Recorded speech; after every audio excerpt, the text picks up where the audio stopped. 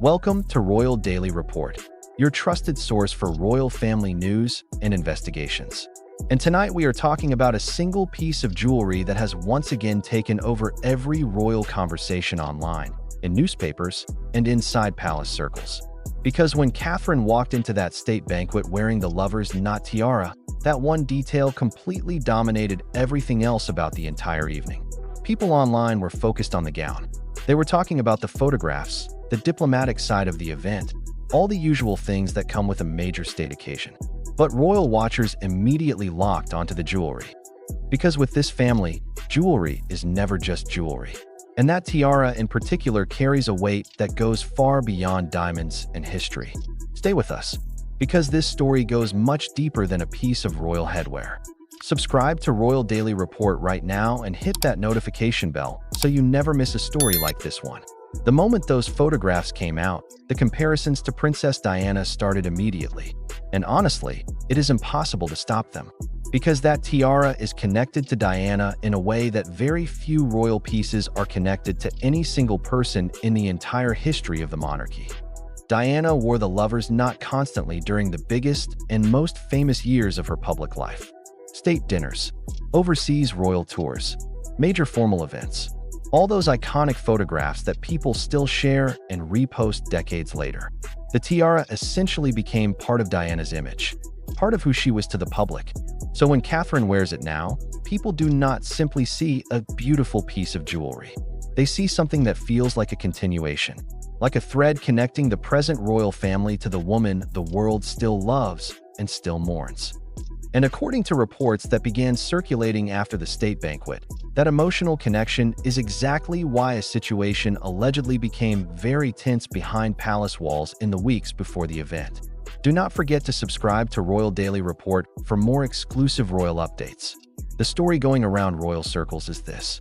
Queen Camilla had reportedly wanted access to the lover's knot tiara ahead of a major royal occasion.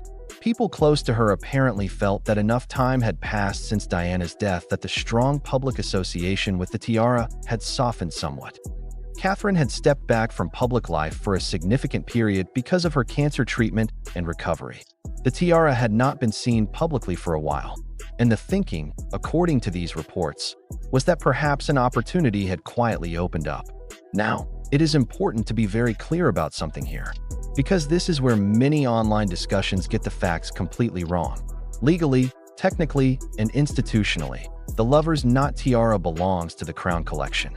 Diana never personally owned it. It was loaned to her during her time as Princess of Wales. When her marriage to Charles ended, it returned to the collection. So on paper, on official royal records, the palace has every right to loan that piece to whoever they choose. Camilla wearing it would not have broken a single official rule. Not one. But emotionally, that is an entirely different and far more complicated conversation. And in the world of the British monarchy, emotion and public perception often matter far more than any official rule ever could.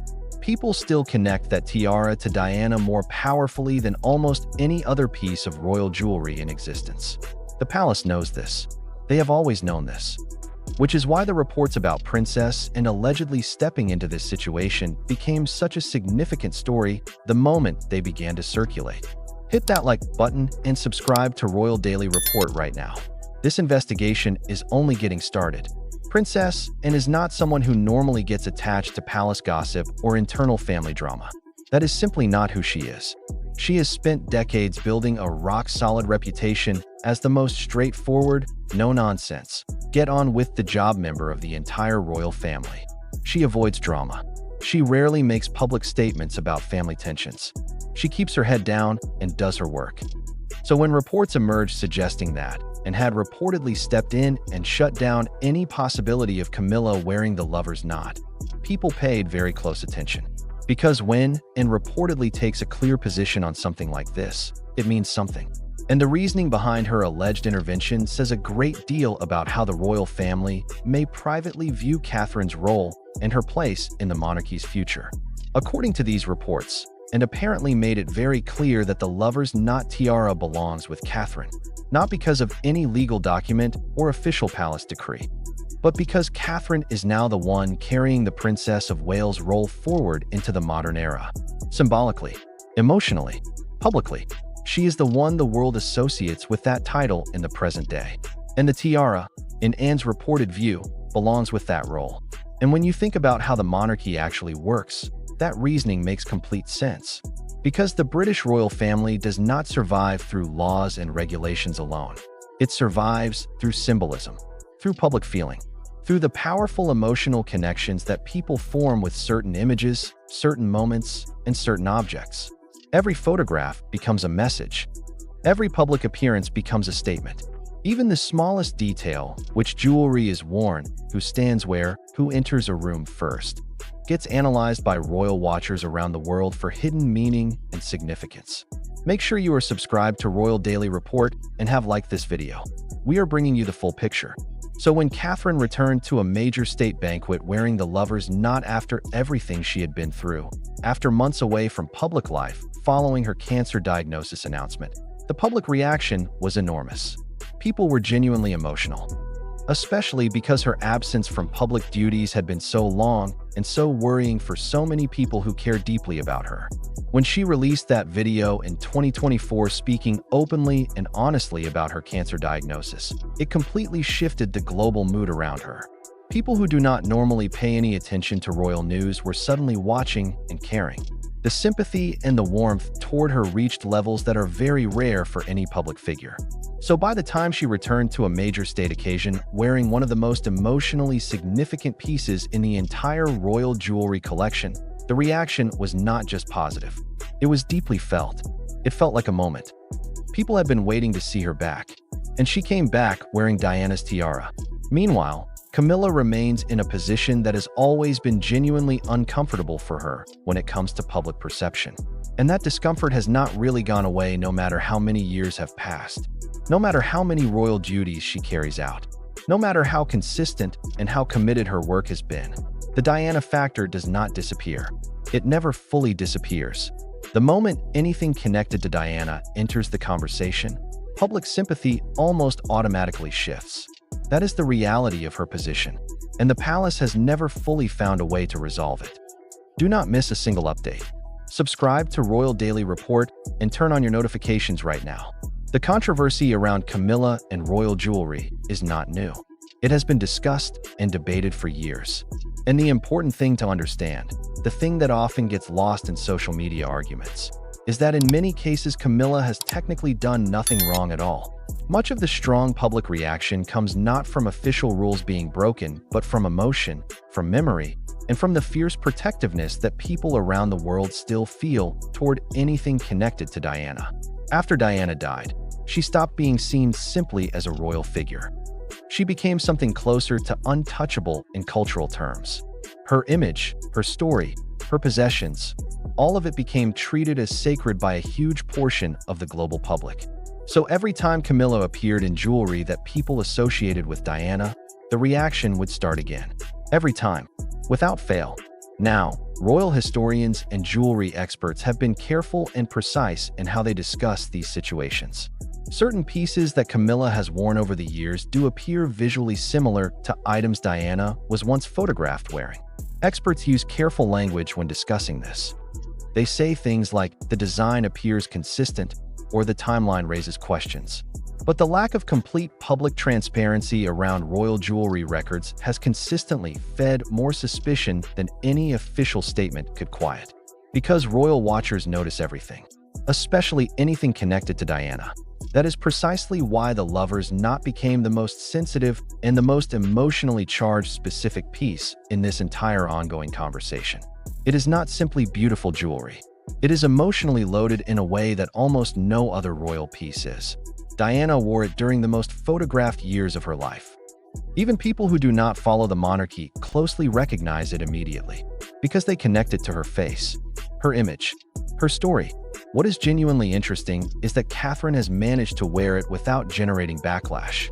In fact, the public reaction when she wears it has consistently been warm and positive.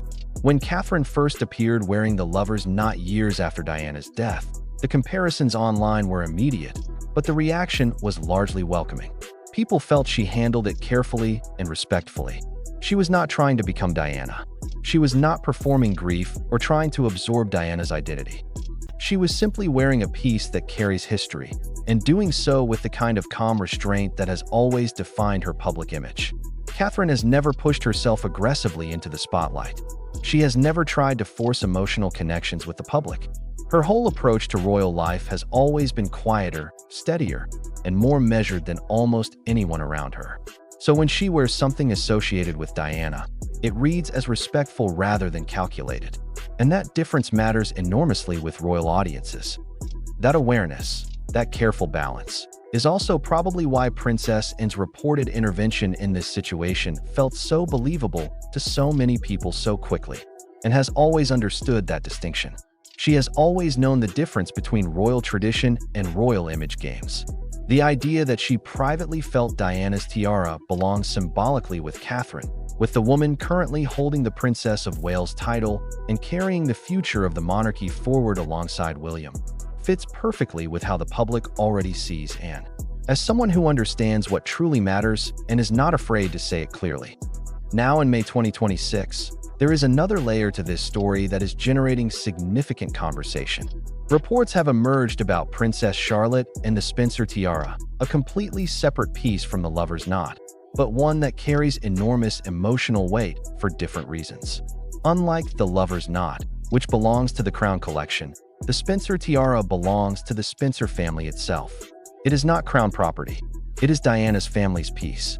And reports suggest that Charlotte, Diana's own granddaughter, already knows about it and has seen photographs of Diana wearing it. People find that deeply moving, and understandably so. Charlotte is Diana's granddaughter. The idea of that tiara one day passing to her feels to many people like the most natural and the most right conclusion to that particular story. But then reports emerged suggesting Camilla was not entirely comfortable with the idea. And immediately, another wave of public reaction followed.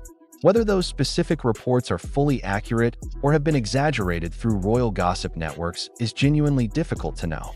But the speed with which people believe them, the instant and widespread acceptance that this tension could be real, says everything about how the public still views these relationships and these dynamics inside the royal family. What really stands out across all of these stories, the lover's knot, the Spencer tiara, the reported tensions and interventions, is how completely the monarchy still runs on perception and public feeling rather than rules and regulations alone. People sometimes assume that royal power comes from crowns, from titles, from palaces, from official ceremonies. But in reality, most of the monarchy's influence and relevance in the modern world comes from symbolism, from the stories people tell themselves about what they are seeing, from the emotional connections that get formed between public figures and the moments they inhabit. That is why one tiara can generate weeks of global headlines. That is why a single photograph of Catherine wearing a specific piece of jewelry can trend worldwide within minutes of being published. That is why the Diana factor continues to shape almost every major royal conversation, whether the palace officially acknowledges it or not. You can see it clearly in how the public talks about Catherine versus how they talk about Camilla. Catherine gets described as graceful, steady, and relatable, almost like the natural and organic continuation of the warmth and the humanity that Diana represented. Camilla, despite years of careful and consistent public work, despite genuine contributions to royal life, still gets treated by a significant portion of the public as someone who entered the story from outside, as someone who has never quite been forgiven for the history that came before. That is probably genuinely frustrating from Camilla's perspective, if we are being honest about it. She has spent 2 decades rebuilding her public image. When she and Charles married in 2005, public opinion toward her was still very harsh. People had not moved past the affair, the interviews, the breakdown of Charles and Diana's marriage. Over time, through consistency and through restraint, fewer dramatic moments, more charitable work, more steady presence, she managed to shift that opinion. People became more accepting of her role. But acceptance is not the same thing as emotional attachment. And emotional attachment is what the Diana connection still generates, every single time, without fail, decades after her death. Younger generations who were not even alive during the years of the Charles and Diana marriage still feel powerfully connected to Diana. Her image has been kept alive through documentaries, through social media, through the constant stream of royal coverage that endlessly revisits and re-examines her story. She never faded. If anything, she grew larger. So when Catherine wears the lover's knot tiara in May 2026, people do not see a princess at a formal dinner. They see William's wife carrying Diana's legacy forward into the next chapter of the monarchy's story. Whether that framing is entirely fair to Catherine as her own person is a completely separate conversation. But that is clearly and consistently how the public responds. And Catherine, to her considerable credit, seems very aware of that balance. She does not overdo the Diana references. She does not try to recreate Diana's image or absorb her identity. She wears a significant piece occasionally, presents herself at a key moment, and then continues being entirely and clearly herself. That restraint is not accidental. It is smart, and it works. The lover's knot tiara will keep appearing at major royal events for years to come. One day, the generation carrying it forward will change again. Perhaps Charlotte will wear it someday. Perhaps the symbolism will shift again in ways none of us can currently predict.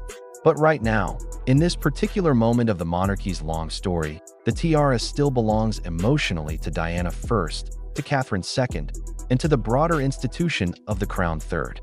And after watching the public reaction every single time Catherine wears it, the emotion, the warmth, the immediate flood of Diana comparisons that follows within minutes, it is very clear that the palace has absolutely no intention of challenging that emotional reality anytime soon.